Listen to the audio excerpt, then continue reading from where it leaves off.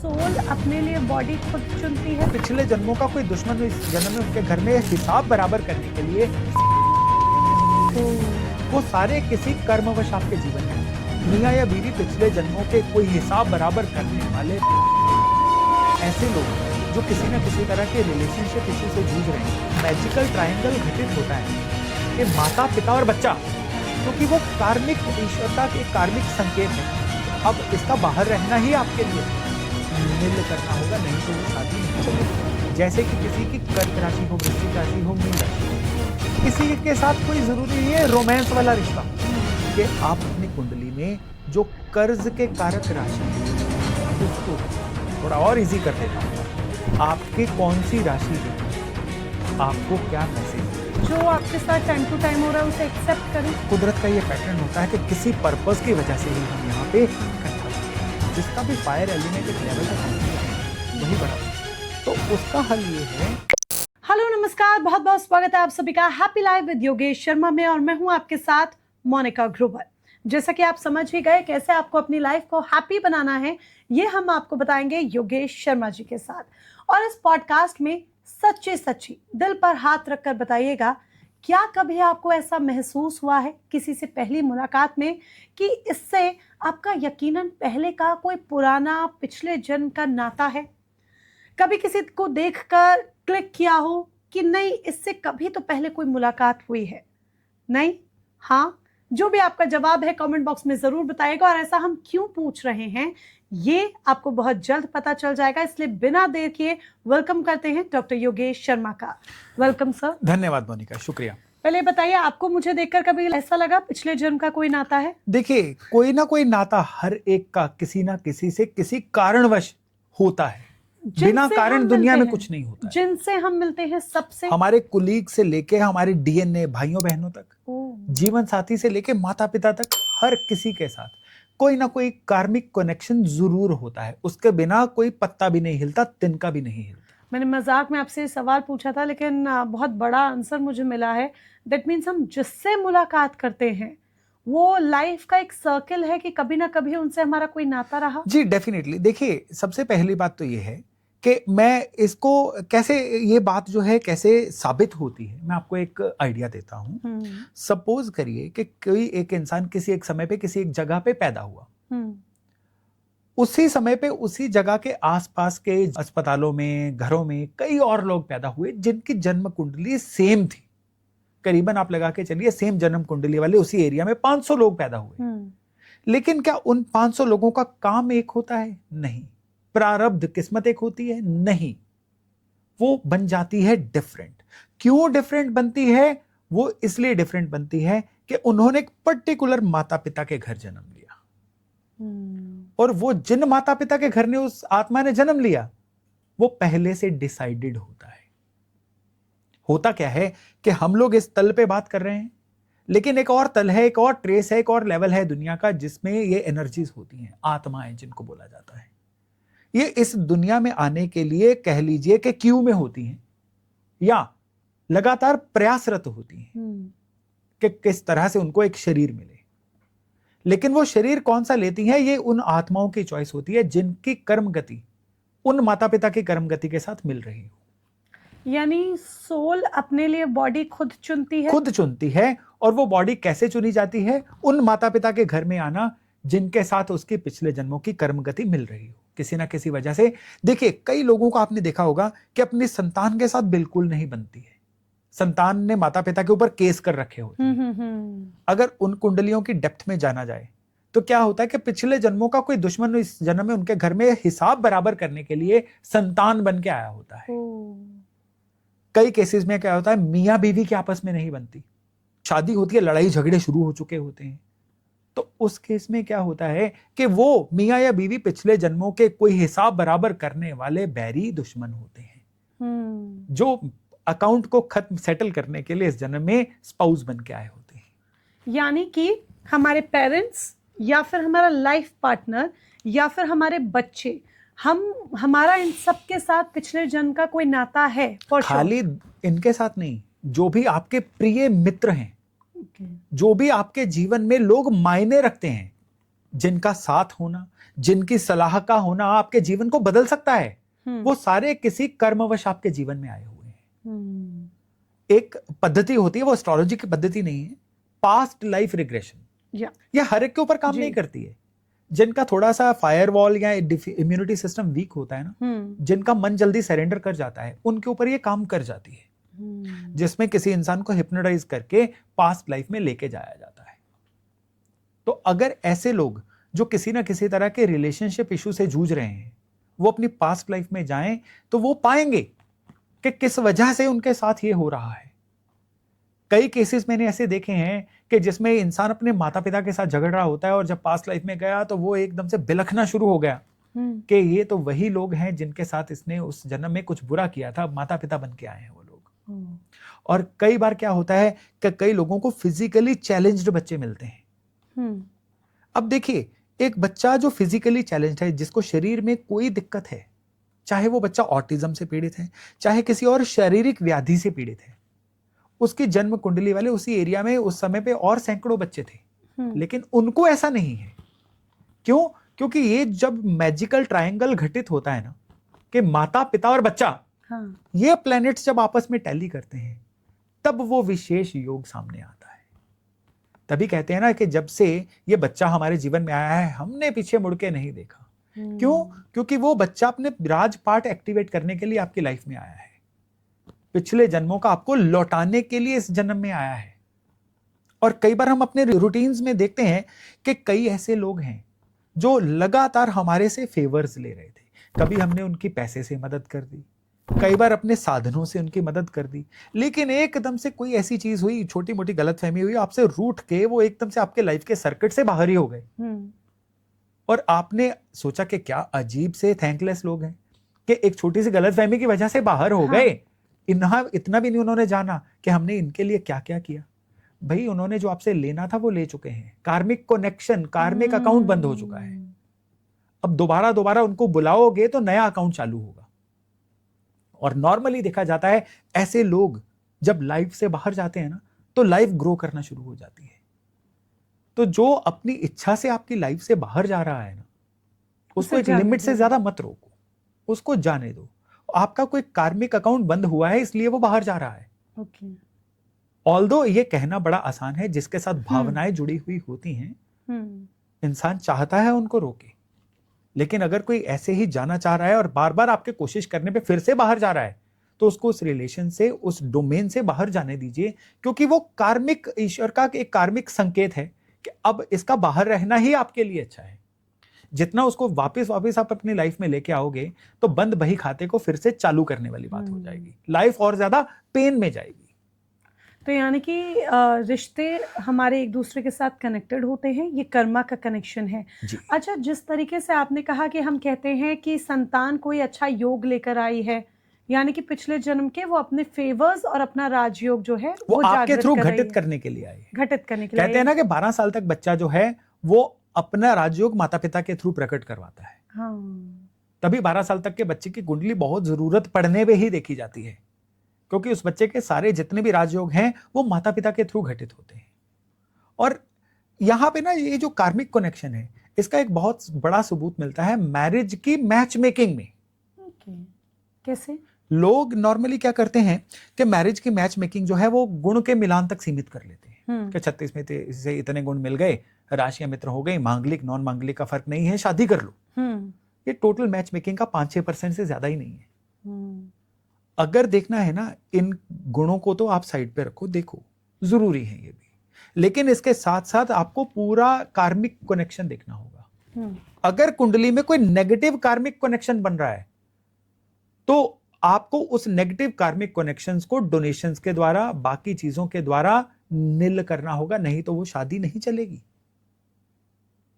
आपको कुंडली के अंदर ये देखना होगा कि ये जिनके साथ शादी हो रही है, ये कोई बहुत ज्यादा कार्मिक डेट्स लेके तो नहीं आ रहे, कि बहुत ज्यादा पेंडिंग कर्मास ऐसे तो नहीं लेके आ रहे जो आपके थ्रू होने हैं।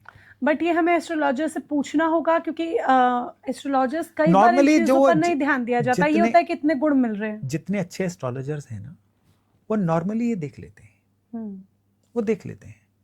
हाँ, अगर आप एस्ट्रोलॉजर से सलाह ही नहीं ले रहे हो, आप किस मोबाइल ऐप के थ्रू ही मैच मेकिंग कर रहे हो तो फिर ये चीज नहीं जानी जा सकती। तो ये जो मैच मेकिंग है, अब इसमें एक और सवाल भी निकल के आता है कि अगर उसका आप ही के साथ अकाउंट पूरा होना है फिर तो उसको आपके साथ शादी करनी होगी, नहीं तो वो किसी और रूप से वो चीज आपके जीवन में आ जाएगी। तो उसका हल ये है कि देखिए, एक चीज होती है कि एक योग होना, दूसरी चीज होती है कि अन्य माध्यम के रूप से उसको डोनेशंस के द्वारा या किसी कार्मिक करेक्शन के द्वारा उस चीज को सही करना, वो की जा सकती है। किसी वृद्धाश्रम की सेवा की जा सकती है, कहीं पे कोई साधन डोनेट करके चीजों को बदला जा सकता है, तलवार की सुई बनाई जा सकती है, लेकिन इस चीज को डीकोड करना बड़ा जरूरी है। अगर ये चीज डीकोड होगी तो फिर जीवन में मैरिड लाइफ जो है बहुत अच्छे से चलेंगी। नहीं तो क्या होता है कि आप इन चीजों को देख के केवल शादी कर लो कि गुण मिल गए हैं, वो शादी आज भी नहीं है, कल भी नहीं है। जितने भी जोड़े काउंसलिंग के लिए आ रहे हैं, सेपरेशन के लिए आ रहे हैं, समझौते के लिए आ रहे हैं, आप उनकी कुंडलियां मैच करके देख लो। उनमें से 50% की कुंडलियां गुण के रूप में तो मैच हो रखी होती हैं, लेकिन अगर उनके कुंडलियों को कार्मिक कनेक्शन वाइज देखो तो बहुत बड़े कार्मिक फर्क आते हैं। यही तो मेरा आपसे सवाल है। जब हम मैच मेकिंग के लिए जाते हैं तो अक्सर गुणों के बारे में बात होती है कि 36 में से 23 गुण हैं, 36 में से 30 गुण मिल रहे हैं, 32 गुण मिल रहे हैं, शादी कर लीजिए, कुंडली अच्छी है। लेकिन कभी भी कार्मिक लेवल पर बात नहीं होती। हमने कभी अपने बड़ों को भी ये बात करते हुए नहीं सुना जब भी कुंडली मिलान की बात हो कि अरे कर्मों का कनेक्शन सही नहीं है या कर्मों का बही खाता सही नहीं है। तो ये हम कैसे जाने? क्या हमें एस्ट्रोलॉजर से खुद ये सवाल करना चाहिए? देखिए, इस पॉडकास्ट के माध्यम से बहुत सारे लोग इस चीज को जानेंगे, एस्ट्रोलॉजर से सवाल करेंगे, लेकिन इतना पक्का है, देखिए आज मेरा 32वां साल है एस्ट्रोलॉजी में, और मैं तो करता ही हूं। मैंने अपने आसपास कितने काबिल एस्ट्रोलॉजर देखे हैं जो ऑलरेडी ये करते हैं। मे भी वो लोगों को अपना रिजल्ट ये कह के नहीं देते कि हमने कार्मिक डेट देखा है, वो कहते हैं मैच मेकिंग हुई है, ये चीजें आप प्रैक्टिस में रिचुअल कर लो, फिर शादी करना, शादी ठीक रह जाएगी। वो लोग कभी भी ब्लैक एंड व्हाइट में असर नहीं देते, मिल गया है कर लो। हाँ। वो लोग आपको अगर पूरी तरह से कुंडलियां देखेंगे तो आपको ये वाला रिजल्ट जरूर देंगे कि यहाँ पे इन चीजों की दिक्कत है। अगर आप ऐसे डोनेशंस या ऐसे रिचुअल्स को परफॉर्म कर लोगे तो आपका कार्मिक जो बैलेंस है बहुत हद तक बैलेंस हो जाएगा। क्या वाकई में ऐसे भी रिश्ते होते हैं जो सोल लेवल पर मैच होते हैं, आत्मा के स्तर पर जुड़े हुए होते हैं एक दूसरे से? जी हाँ, बिल्कुल। कई रिश्ते हैं, मैं जरूरी नहीं है मियाँ बीवी के रिश्ते की बात कर रहा हूँ। कई लोगों के आपस में रिश्ते जो हैं वो आत्मिक स्तर पे जुड़े हुए होते हैं। जिन लोगों के बर्थ चार्ट में ऐसा कार्मिक कनेक्शन बनता है ना, ऐसे लोग जो हैं आपस में एक दूसरे के संग बैठ के एक दूसरे के कंप्लीमेंट्री बन जाते हैं, पूरक बन जाते हैं। कई केसेस में क्या होता है, मैं एक सतही तौर पे बता रहा हूं कि जैसे किसी की मेष राशि है, अब मेष राशि के 180 डिग्री उल्टे तुला राशि होती है, तो मेष राशि वाला जब तुला राशि के कांटेक्ट में आएगा तो क्या है, ये एक दूसरे की खामियों को पूरा करने वाले हैं, एक दूसरे के कॉम्प्लीमेंट्री हैं।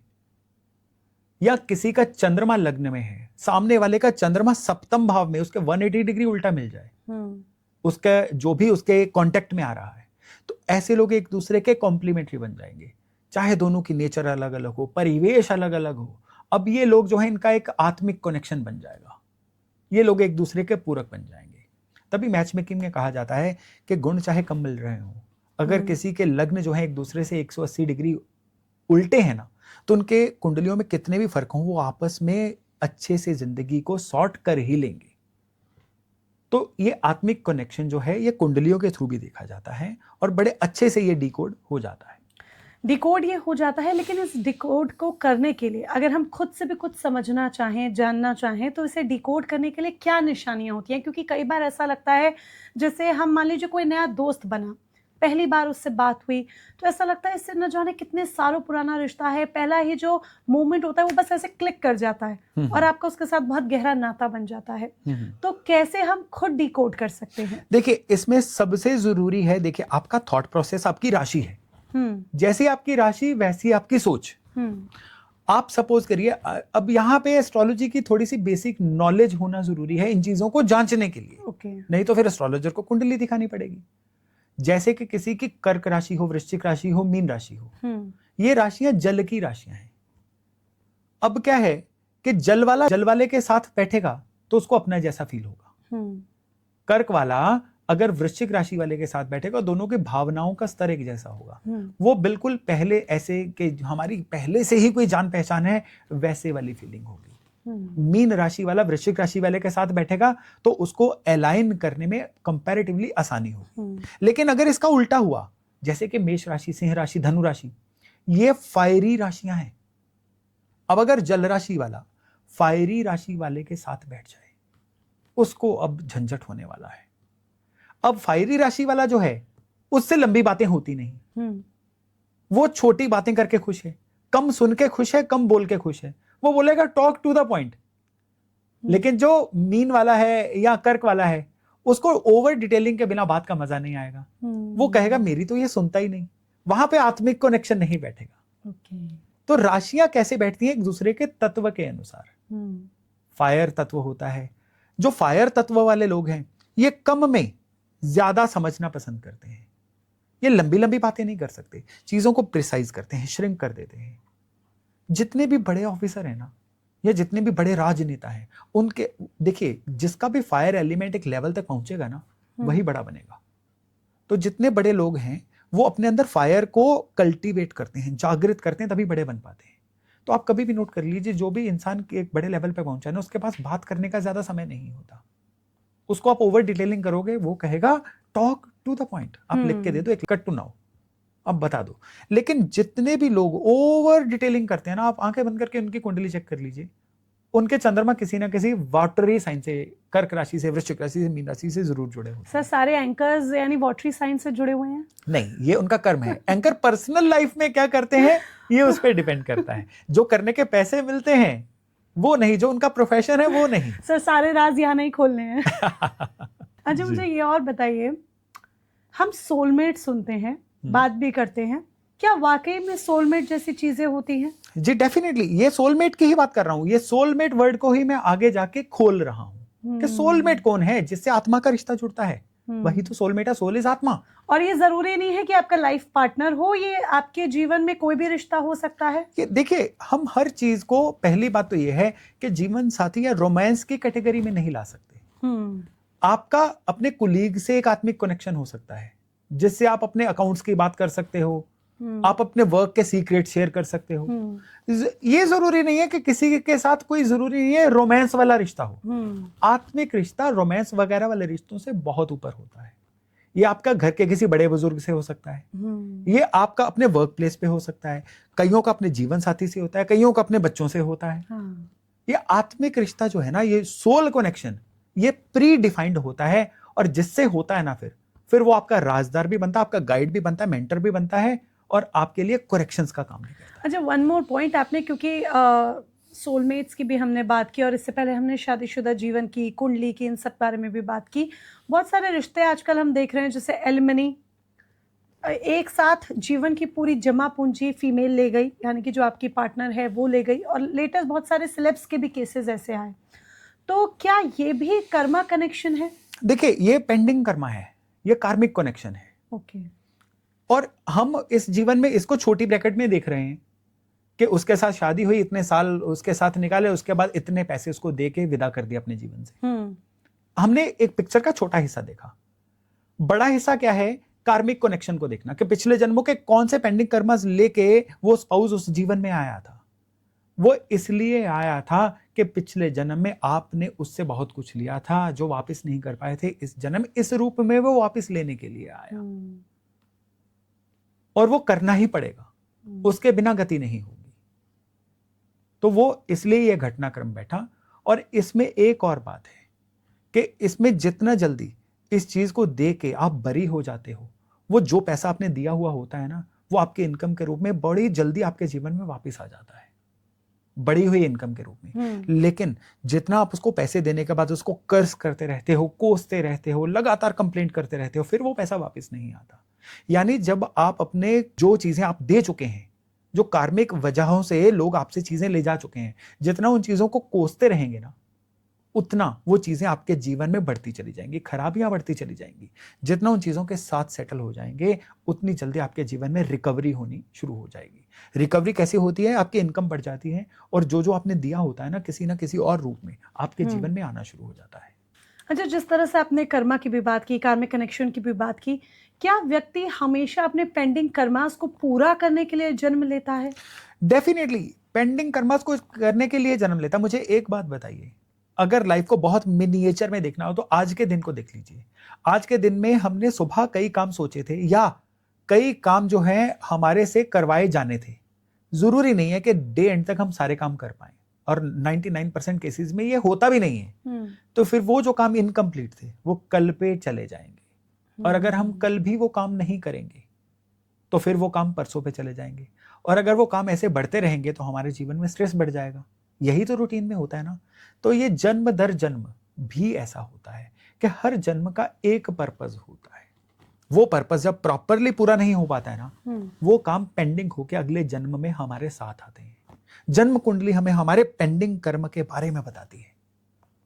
जन्म कुंडली हमें कैसे बताती है, इसको डीकोड करने के कई फॉर्मूले हैं, लेकिन उनमें से जो इजीली समझ आने लायक फॉर्मूला है, जो बड़ी आसानी से समझ भी आता है और काम भी करता है, वो है कि आप अपनी कुंडली में जो कर्ज के कारक राशि है उसको देखिए।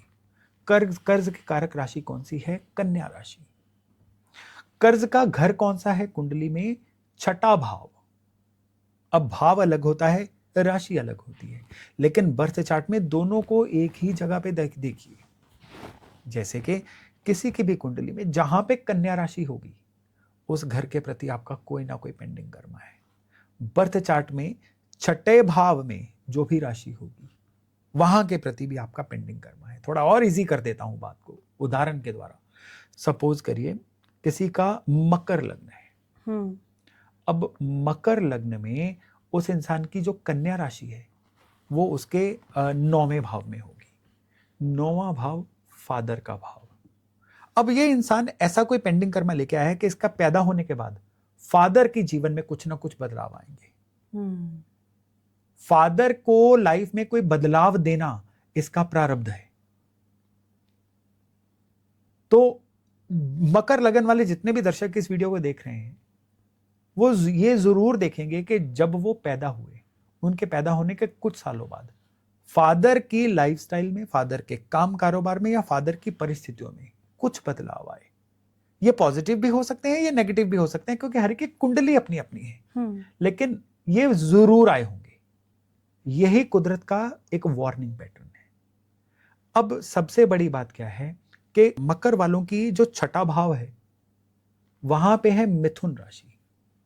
अब मिथुन राशि इंडिकेट करती है आपके सोसाइटी में संबंध कैसे रहेंगे, आपके अपने भाइयों बहनों से संबंध कैसे रहेंगे। ये इनका प्रारब्ध है। बहुत बार होगा कि इनके भाइयों बहनों से संबंध सामान्य नहीं रह पाते, लेकिन जितना ये लेट गो बढ़ा के अपने भाइयों बहनों से, सिबलिंग से संबंध सामान्य रखें, अपने सोशल कॉन्टेक्स्ट को अच्छा रखें, उतना उनके जीवन में परेशानियां कम होनी शुरू हो जाती हैं। ये पेंडिंग कर्मा टेक्निक है। कि आप अपने जीवन में सिर्फ इतना भर देख लीजिए कि आपके कौन सी राशि जो है आपको क्या मैसेज दे रही है। छठे भाव में जो भी राशि है वो मैसेज है। छठे भाव में अगर वृष राशि है वो परिवार का साइन है, आपके पेंडिंग कर्मा परिवार के प्रति है। छठे भाव में अगर मेष राशि है तो आपका पेंडिंग कर्मा खुद के प्रति है, खुद का खूब ध्यान रखिए। छठे भाव में अगर मकर राशि है जो कि काम कारोबार की राशि है तो आपका पेंडिंग कर्मा अपने वर्क प्लेस के प्रति है। तो ऐसे केस में क्या होगा कि अगर सपोज करिए छठे भाव में मकर राशि है तो ऐसे लोगों को काम कारोबार में ये हो सकता है कि शुरुआती दौर में कोई बहुत ही डाउन मार्केट काम मिल जाए, या जितने वो काबिल है उसका 10वां हिस्सा मिले। कोई कंप्लेंट मत करो, कर लो उसको। कुछ अकाउंट नील हो रहा है भाई, बहुत जल्दी वो नील हो जाएगा, ज्यादा समय नहीं लेगा, वो बहुत रेयर केसेस है, बहुत समय लेता है। जो आपके साथ टाइम टू टाइम हो रहा है उसे एक्सेप्ट करें। एक्सेप्टेंस, जी हाँ, एक्सेप्टेंस भी एक उपाय है। लेकिन देखिए अगर एक्सेप्टेंस ही करना है फिर एस्ट्रोलॉजी की वैल्यू क्या रह जाती है? ये भी है। हाँ, एक्सेप्टेंस के मायने ये हैं कि आपको कंप्लेंट नहीं करनी है और पेशेंस रखनी है। अब रेमेडीज की बारी आती है, कुछ डोनेट करना, कुछ अपने कर्म के द्वारा चीजों को सही करना। यहां पे ये जो रेमेडीज हैं ये समस्या का मैग्नीट्यूड कम करती हैं और जो समस्या है वो जल्दी निकल जाती है। This is how things work.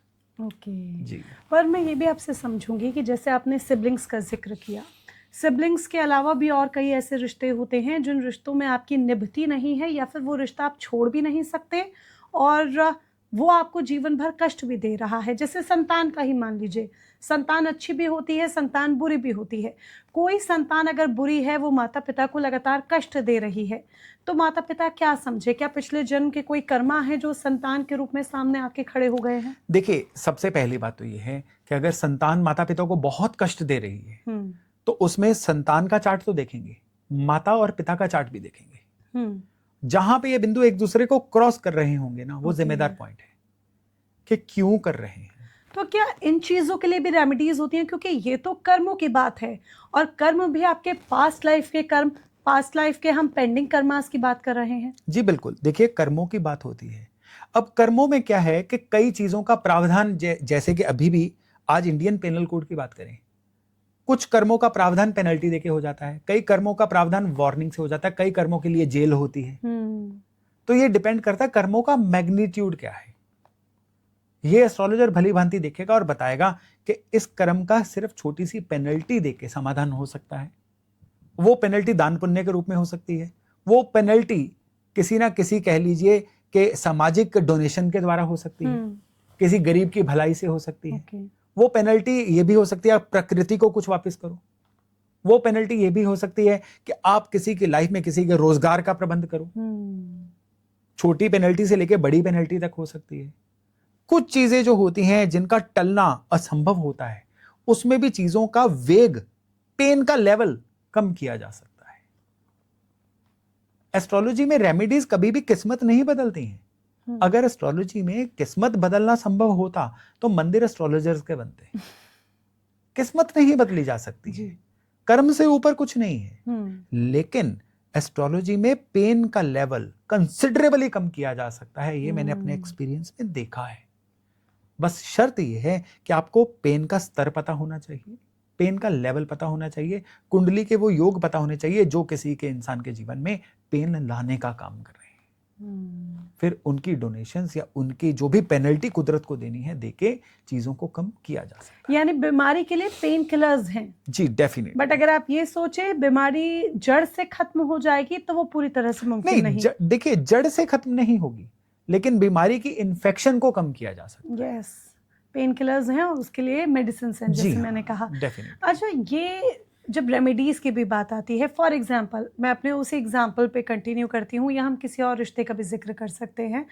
अब अगर मान लीजिए हस्बैंड वाइफ हैं, वाइफ की दिक्कत है, वाइफ सही से नहीं रहती है, तो वाइफ तो रेमेडी करेगी ही नहीं। या जैसे मैंने संतान का एग्जाम्पल लिया, संतान तो रेमेडी करेगा ही नहीं। तो क्या ऐसे केसेस में सिर्फ एक पर्सन के रेमेडी करने से सोल्यूशन हो जाएगा? नहीं, देखिए इसमें नॉर्मली क्या होता है कि जो भी पार्टीज इन्वॉल्व हैं, स्टेक होल्डर्स हैं, उन सभी को रेमेडीज करनी होगी। और अगर इनमें से 3 में से 2 लोग रेमेडी करने के लिए तैयार नहीं है, फिर वो प्रारब्ध है। इसका मतलब है कि कुदरत नहीं चाहती है कि आप चीजों को अभी ठीक करो, अभी पेन में से गुजरना होगा, अभी समय लंबा चलेगा। वो गलत हो जाएगा कि तीनों का प्रारब्ध कोई एक इंसान अपने ऊपर ले ले और चीजों को ठीक कर दे, वो फिर दिक्कत हो जाती है। कैसे समझे कि ये जो पर्सन है वो हमारे जीवन में सिर्फ और सिर्फ कष्ट देने के लिए आया है, या फिर ये जो पर्सन है वो हमारे जीवन को संवारने के लिए आया है? दोनों ही की चीजें। देखिए यहाँ पे अगर बेसिक भाषा में बात की जाए तो जन्म कुंडली में सबसे अच्छे घर होते हैं त्रिकोण, first house, 5th house, 9th house. जितना ज्यादा इन घरों से जुड़े हुए प्लैनेट्स का आपके जीवन के प्राइम एज में दशाएं आ जाएंगी। जीवन की प्राइम एज क्या है? जीवन की प्राइम एज है 20 साल से लेकर 55 साल। देखिए 20 से पहले अच्छा समय बीत गया, कोई फायदा नहीं। 55 के बाद अच्छा समय आया, उसका भी कोई फायदा नहीं। जितने भी जीवन में कोई इंसान ने पोजीशंस ली हैं, रिकॉर्ड्स बनाए हैं, मेमोरेबल काम किए हैं, एक्सेप्शंस हैं, लेकिन मेजॉरिटी लोगों ने 20 से 55 की एज में किए हैं। ठीक है। और अगर ये जो त्रिकोण भाव है, इनसे जुड़े हुए प्लैनेट्स की ज्यादातर दशाएं, फेजेस, समय इस समय में आते हैं इन 35 सालों में, तो फिर आप समझ जाइए कि इंसान पिछले जन्मों की अच्छी फसल काटने के लिए आया है। दूसरे नंबर पे 6ठा, 8वां, 12वां घर जो जीवन में परेशानियों को दिखाते हैं, ब्लॉकेजेस को दिखाते हैं, नुकसानों को दिखाते हैं, इनसे जुड़े हुए प्लैनेट्स का ज्यादातर दशाएं इस समय में आएंगी। तो समझ जाइएगा कि ये इंसान पेंडिंग कर्मों को निपटाने के लिए, भुगतने के लिए आया है। दो ही चीजें हैं, या तो भोगने के लिए आया है या भुगतने के लिए आया है। तो ये कुंडली देख के 1 मिनट में, फ्लैश में ही पता चल जाता है। आपको कभी अपनी लाइफ में फील हुआ कि ये पर्सन है, मेरा रिश्ता ये ऐसा है, चाहे वो आपके घर का कोई रिश्ता हो, बेटा बेटी, वाइफ, या कोई फ्रेंड या कोई कलीग, कि इससे मेरा यकीनन पिछले जन्म का रिश्ता है? आपका कभी कोई पर्सनल एक्सपीरियंस रहा ऐसा? जी डेफिनेटली, बहुत ज्यादा रहा, स्पेशली अपने परिवार को लेके। तो ये चीज 100% वाउच हो जाती है कि ये जो हम एज ए फैमिली इकट्ठे होते हैं, ये किसी ना किसी प्रारब्ध की वजह से है। और जब एज अ फैमिली चार्ट्स को देखते हैं तो इस एस्ट्रोलॉजी की ब्यूटीफुल साइंस पे विश्वास और बढ़ जाता है कि क्या ही पैटर्न निकल के सामने आते हैं। जो मेरी लाइफ में हो रहा है वो मेरी वाइफ या मेरे बच्चों के चार्ट में दिख रहा है, जो उनकी लाइफ में हो रहा है वो मेरे चार्ट से भी कहीं ना कहीं दिख रहा है। लेकिन ये तार तब जुड़ते हैं जब सभी कुंडलियां सामने खुली हुई हो, एक साथ। तो फिर कुदरत का ये पैटर्न होता है कि किसी पर्पस की वजह से ही हम यहाँ पे इकट्ठा हुए हैं। तो ऐसे तो अगर एक साथ हम इन कुंडलियों को देखें तो हर किसी की लाइफ को संवारा भी जा सकता है? जी बिल्कुल संवारा जा सकता है। उसके लिए मैं कुछ सरल उपाय हैं जरूर देता हूं कि एज अ फैमिली अगर आप अपने कई पेंडिंग कर्मास को सही करना चाहते हैं तो 3 काम जरूर करिए।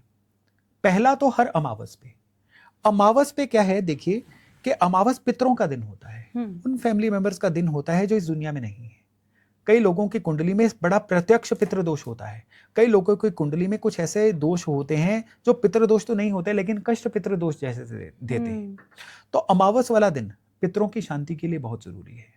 कई बार क्या होता है कि इंसान धीरे धीरे अपने लाइफस्टाइल की वजह से, काम की प्रायोरिटीज की वजह से अपनी जड़ों से दूर होता चला जाता है। और जिस पेड़ की जड़ें कमजोर होती है ना, आंधी तूफान में सबसे पहले वो पेड़ उखड़ते हैं। तो अमावस वाला दिन जड़ों से जुड़ने के लिए बेहतरीन दिन होता है। सारी फैमिली एक राशन इकट्ठा करो, आटा, दाल, चावल, चीनी, नमक, तेल, साथ में दक्षिणा, सारा परिवार उसको हाथ लगाए। और जो एंसेस्टर्स, जो पितर इस दुनिया में नहीं है, उनके नाम पे किसी जरूरतमंद को, किसी बहुत गरीब इंसान को ढूंढो, उसके ढूंढने के नाम पे सिर्फ हाउस हेल्प की तरफ मत देखो, टाइम मत बचाओ। हाउस हेल्प तो वैसे भी आपसे बहुत कुछ ले जाते हैं। उनसे भी ज्यादा जरूरतमंद अगर कोई इंसान है उसको देखो, हाउस हेल्प को भी दो, उससे भी ज्यादा जरूरतमंद इंसान को। ये रिचुअल बना लो हर अमावस पे करने का। इससे आपके पितरों की कृपा आपको मिलती है, जड़ों से जुड़ने में आसानी होती है। दूसरा, साल में एक बार घर के अंदर कोई ना कोई हवन, यज्ञ, धार्मिक अनुष्ठान सारा परिवार बैठ के जरूर करवाए। और तीसरी चीज, जब भी पितृपक्ष आता है, पितृपक्ष में पूरे के पूरे जो पितृपक्ष के 15 दिन होते हैं, उसमें घर के 2 मुख्य मेंबर मियां बीवी जाके शिव मंदिर में घी का दिया जरूर जला के आए और शांति की प्रार्थना करके आए पितृपक्ष के वक्त। जी हाँ, ये 3 चीजें जो है ना एज अ परिवार कार्मिक कनेक्शंस को सही करती हैं और परिवार को as a family, as a unit grow करने में पूरी सहायता करती हैं। जो रेमेडीज आपने बताई हैं उनसे कई सवाल मेरे मन में आ गए, बट वो एक अलग टॉपिक स्टार्ट हो जाएगा और डेफिनेटली एक अलग पॉडकास्ट में मैं इसको ज़रूर डिस्कस करना चाहूँगी। और वो टॉपिक हमारे पितरों से जुड़ा हुआ ही है, तो नेक्स्ट टॉपिक हमारा पितरों से जुड़ा भी ज़रूर रहेगा। But thank you so much कि आपने हमें इतनी सारी रेमेडीज़ बताई, सोलमेट्स के बारे में बताया, हमें बताया कि वाकई में हम जिससे जीवन में मिलते हैं उससे आपका कोई ना कोई कनेक्शन पास्ट लाइफ का ज़रूर होता है। और अगर आपको भी कभी फील हुआ है कि इस व्यक्ति के साथ मेरा ज़रूर पिछले जन्म का या पास्ट लाइफ का कोई कनेक्शन है, कोई रिश्ता है, तो हमें कमेंट बॉक्स में ज़रूर बताइएगा कि वो कौन है और किस तरह का रिश्ता आपको उसके साथ महसूस हुआ है, कब और कैसे। फिलहाल आप हमारे साथ जुड़े उसके लिए बहुत बहुत शुक्रिया। धन्यवाद।